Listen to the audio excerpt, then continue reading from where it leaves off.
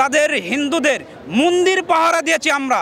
অথচ এই হিন্দুরা এই ইস্কনের যদি পক্ষ নেয়, সংখ্যালঘু সম্প্রদায় যদি তাদের পক্ষ নেয়, ইস্কনের পক্ষে জঙ্গি উগ্রবাদীদের, আমরা ছাত্র জনতা তাদেরকে রুখে দেবো ইনশাআল্লাহ। তারা একজন সরকার পক্ষের আইনজীবীকে হত্যা করেছে, এর দ্বারা কি বোঝা যায়? নিশ্চয় বাহিরের কোনো শক্তি তাদেরকে মদত দিচ্ছে। মদত না দিলে এত বড় দুঃসাহস দেখানোর কথা না।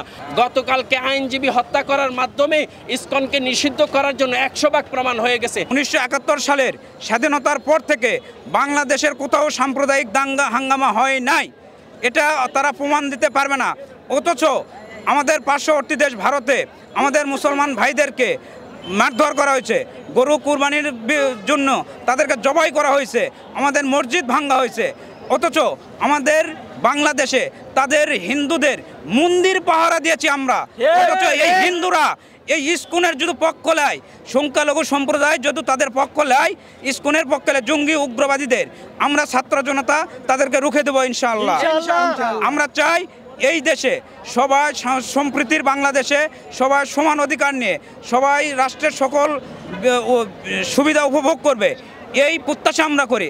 কিন্তু যদি উগ্রবাদীদেরকে পক্ষ নেয়, চাই সে মুসলমান হোক অথবা হিন্দু হোক, ইস্কন হোক, যারা রর পায় তারা রর ইয়েতে পা দিবে, আমরা তাদেরকে রুখে দিব ইনশাআল্লাহ।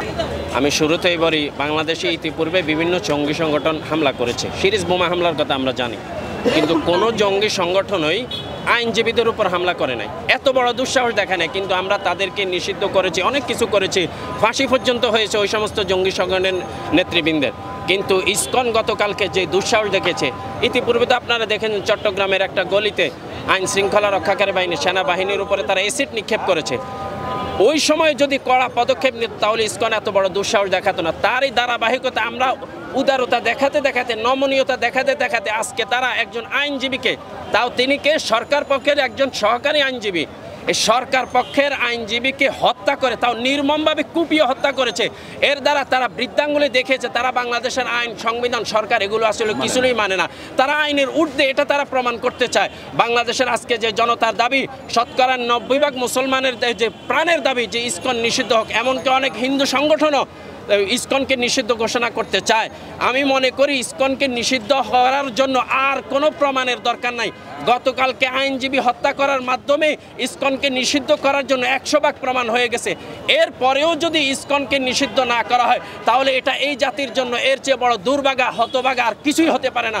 আমরা সরকারকে উদাত্ত আহ্বান রাখবো, যেহেতু ছাত্র জনতার রক্তের মধ্য দিয়েই এই জুলাই বিপ্লবের মাধ্যমে দিয়ে অন্তর্বর্তীকালীন সরকার ক্ষমতায় বসেছে, অতএব বাংলাদেশের ছাত্র জনতার প্রাণের দাবি অবিলম্বে অতি দ্রুত ইস্কনকে নিষিদ্ধ ঘোষণা করতে হবে। আর যত দ্রুত ইস্কনকে নিষিদ্ধ ঘোষণা করবে তত দ্রুতই এটা বাংলাদেশের জন্য মঙ্গল হবে, বাংলাদেশের স্বাধীনতা সার্বভৌমত্বের জন্য এটা মঙ্গল হবে। বিজ্ঞানীও যদি ফিরে আসার জন্য চেষ্টা করে, বাংলাদেশের ছাত্র জনতা সজাগ রয়েছে, সচেতন রয়েছে, যে কোনো ষড়যন্ত্র যে কোনোভাবে বাংলাদেশের ছাত্র জনতা প্রতিহত করার জন্য প্রস্তুত আছে, ঐক্যবদ্ধ আছে।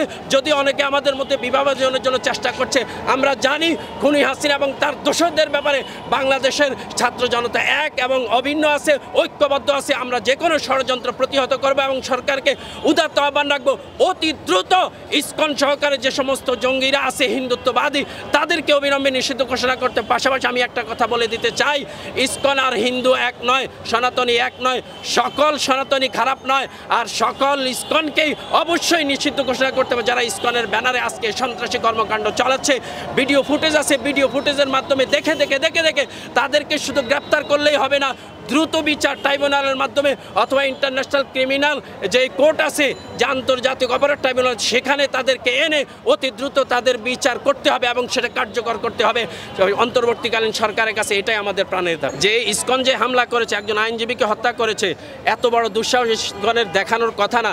নিশ্চয় এর মধ্যে বাহিনীর ইন্ধন রয়েছে। একজন স্বরাষ্ট্র উপদেষ্টা যখন এই কথা বলে, নিশ্চয়ই তার কাছে গোয়েন্দা রিপোর্ট আছে বলেই তিনি সে কথা বলেছেন। এবং আমাদেরও দাবি, তাহলে কারণ তারা আদালত অবমাননা করেছে, আসামিকে তারা কারাগারে নিতে দেয় না, তারা একজন সরকার পক্ষের আইনজীবীকে হত্যা করেছে। এর দ্বারা কি বোঝা যায়? নিশ্চয় বাহিরের কোনো শক্তি তাদেরকে মদত দিচ্ছে, মদত না দিলে এত বড় দুঃসাহস দেখানোর কথা না।